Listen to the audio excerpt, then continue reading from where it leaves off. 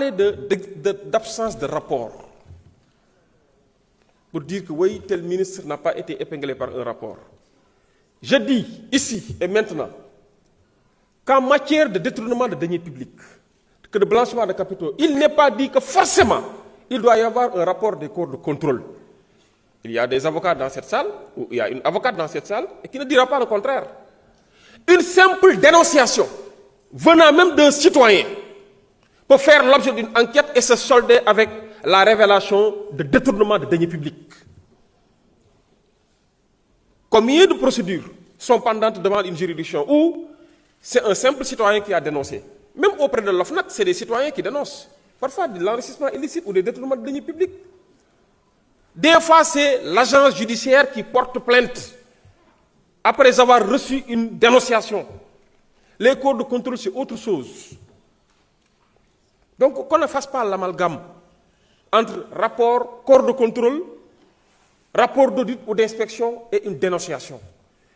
Ici, je dois rappeler que c'est parce que la personne concernée, en l'occurrence M. Moussa Bocar Thiam, est ancien ministre, que la haute cour de justice doit être saisie. Mais je dois rappeler que d'autres personnes dans ce service ont fait l'objet d'inculpation et la procédure est pendante devant le pôle judiciaire financier. Pourtant, là-bas, on n'a jamais parlé de rapport.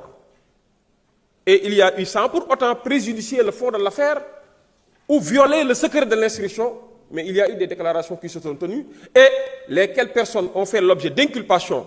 Pour certaines, pour échapper à la prison, ont eu à cautionner en nature. Et pour d'autres, devant même des contestations, le pôle judiciaire, par le biais de la commission d'instruction, a eu à les placer sous mandat de dépôt. Ils ont la liberté ou le droit de solliciter la liberté provisoire à toute étape de la procédure. C'est leur droit et la justice appréciera. Donc, la procédure qui nous occupe et qui nous préoccupe aujourd'hui n'est que la suite d'une autre procédure qui est pendante et pour laquelle des personnes, de notre citoyens, sont inculpées et certaines placées sous mandat de dépôt, d'autres en liberté provisoire sous contrôle judiciaire. Donc, qu'on ne fasse pas cet amalgame. On n'a pas besoin ici d'un rapport, une simple dénonciation, suivie d'une enquête, et je précise bien que c'est une enquête de la section de recherche.